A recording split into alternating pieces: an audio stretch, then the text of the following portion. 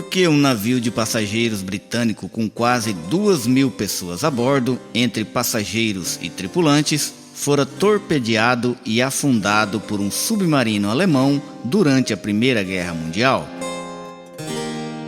Para responder a esta questão, vamos voltar no tempo e analisar os fatos da época que levaram ao trágico fim do transatlântico Lusitânia, apenas 3 anos após o naufrágio do Titanic.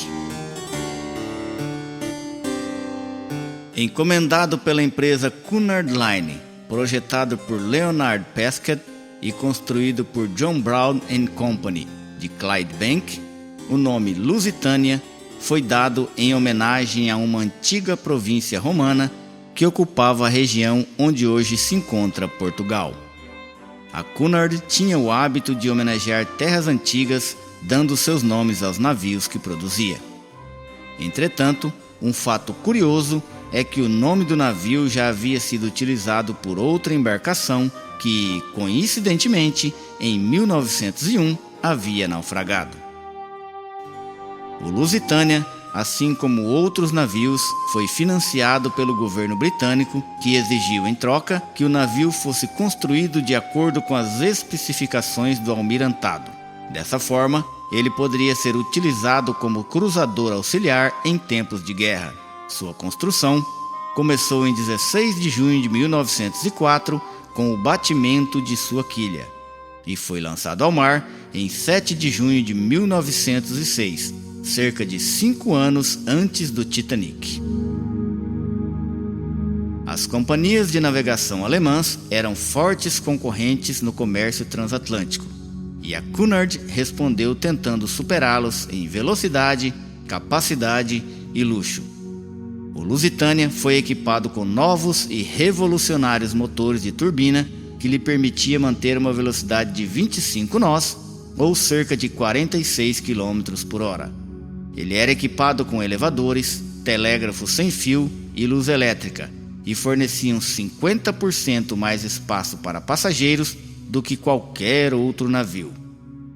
Os convés de primeira classe possuíam um mobiliário suntuoso, abrigando uma sala de jantar, quartos para fumantes e um belíssimo salão de música. Além disso, em seu interior, era possível desfrutar de uma bela sala de leitura e escrita, além de um forro que, durante o calor, podia ser aberto, proporcionando aos passageiros a sensação de estarem sentados ao ar livre. Em uma época de forte concorrência pelo comércio do Atlântico Norte, ele fez um total de 202 travessias transatlânticas. O RMS Lusitânia partiu de Nova York para a Grã-Bretanha em 1º de maio de 1915, levando a bordo 1.266 passageiros e 696 tripulantes. Ocorre que nessa época o mundo estava bem mais perigoso devido aos combates da Primeira Guerra Mundial. A Alemanha declarou que os mares ao redor do Reino Unido eram uma zona de guerra. O governo do Kaiser já tinha informações de que navios de passageiros ingleses transportavam material de guerra dissimulado dos Estados Unidos para a Inglaterra e ameaçavam afundar esses navios. A embaixada alemã nos Estados Unidos colocou um anúncio de jornal, alertando as pessoas sobre os perigos de navegar no Lusitânia. Nesse momento, a guerra submarina alemã estava se intensificando no Atlântico.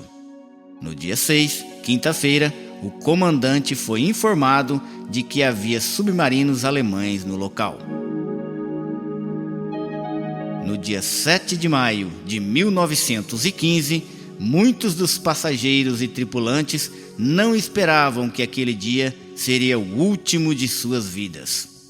Programado para atracar no Princess Landing Stage no final daquela tarde, o transatlântico se preparava para concluir o fim de sua travessia. Tudo parecia normal, até que às 14 horas e 10 minutos, o transatlântico cruzou na frente do U-20, um submarino alemão, a apenas 18 quilômetros da costa da Irlanda. Walter Sviger, o oficial comandante do submarino alemão, ordenou que disparassem, atingindo a embarcação de passageiros que logo começou a afundar. Desesperados com a situação, os membros da tripulação lutaram para lançarem botes salva-vidas.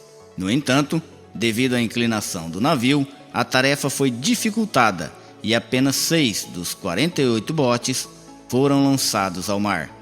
Embora estivessem em uma situação difícil e em busca da sobrevivência, nas primeiras horas após o naufrágio, há relatos de atos de heroísmo entre os sobreviventes e as equipes de resgate irlandesas. Às 14 horas e 14 minutos, as luzes da terceira classe se apagaram, devido a um pequeno incêndio nos geradores de energia. Às 14h22, o primeiro bote saiu com 45 pessoas, todas da primeira classe. Nesse momento, os passageiros da terceira classe já estavam encurralados, pois a água já começara a invadir o último pavimento da terceira classe, deixando esses passageiros sem saída. Às 14h23, os passageiros que estavam presos foram liberados, mas grande parte das pessoas a bordo já havia morrido por afogamento ou por hipotermia. O desespero era geral, as pessoas lutavam por um lugar nos botes. Às 14h24, as luzes da segunda classe começaram a piscar e a água invadiu a proa. A popa do navio se inclina para este bordo e avante. Enquanto isso, o navio continuava navegando sem rumo pelo oceano, já que os motores não foram desligados devido à inundação na sala de máquinas que já havia matado muitos tripulantes. Às 14h25, a água invade o deck A e o primeiro pavimento da grande escadaria. O desespero em sair logo do navio fez com que muitos botes saíssem com mais pessoas do que eram capazes de suportar, e esse peso em excesso fez com que alguns botes virassem antes mesmo de partirem, atirando vários adultos e crianças ao mar. Às 14h26, a terceira classe e a segunda classe adernam por completo, deixando vários passageiros presos. Às 14h27, a água chega ao convés dos botes e começa a tragar o navio. Pelo menos 1.600 pessoas ainda estão a bordo, pois não conseguiram entrar nos botes. Às 14h28, o navio é engolido completamente e todos são lançados ao mar, causando a morte de 1.198 pessoas, entre homens, mulheres e crianças inocentes. Assim como no Titanic, ocorrido 3 anos antes, a maioria das vítimas da tragédia do Lusitânia morreram afogadas ou de hipotermia. Apenas 764 pessoas sobreviveram. Aqui, algumas curiosidades.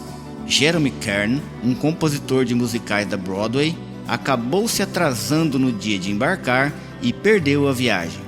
Anos depois, ao lado de Dorothy Fields, ele comporia The Way You Look Tonight, conhecida na voz de Frank Sinatra. Entre os sobreviventes estava o marinheiro britânico George Beauchamp, que já havia sobrevivido ao naufrágio do Titanic. O afundamento do Lusitânia provocou comoção internacional, intensos protestos e fortes críticas ao governo alemão por esse ato vil e covarde, segundo se ouviu em diversas partes do mundo na época. Causou ainda uma série de protestos em solo americano, devido ao fato de 128 de seus cidadãos estarem entre as vítimas. Os alemães justificaram a ação ao dizer que o Lusitânia transportava centenas de toneladas de munições de guerra, tornando-o assim um alvo militar legítimo, e argumentou que os navios mercantes britânicos violavam as regras marítimas desde o início da guerra.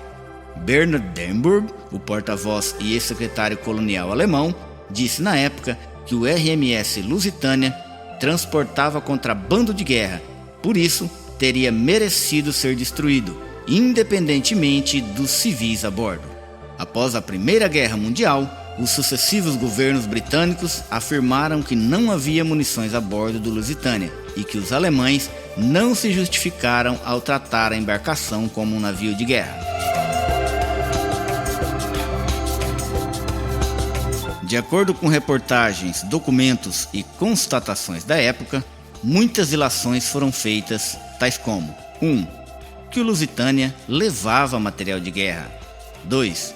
Que o presidente americano Woodrow Wilson sabia do perigo que o navio corria, mas julgava um afundamento como o do Lusitânia decisivo para a opinião pública forçar a entrada dos Estados Unidos na guerra, e por isso não procurou suspender a viagem ou proteger o navio.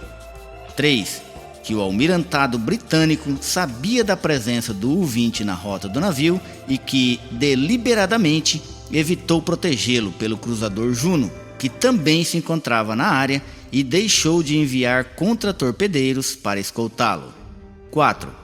Que o almirantado britânico, assim como o presidente Wilson, julgava que um afundamento que matasse americanos acabaria forçando a entrada dos Estados Unidos na guerra.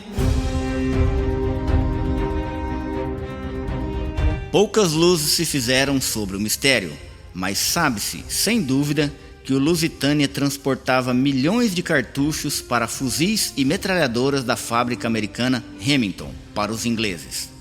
Em 1982, o chefe da North America Department admitiu que há uma grande quantidade de munição nos destroços, alguns dos quais são altamente perigosos e representam um risco de segurança para os mergulhadores.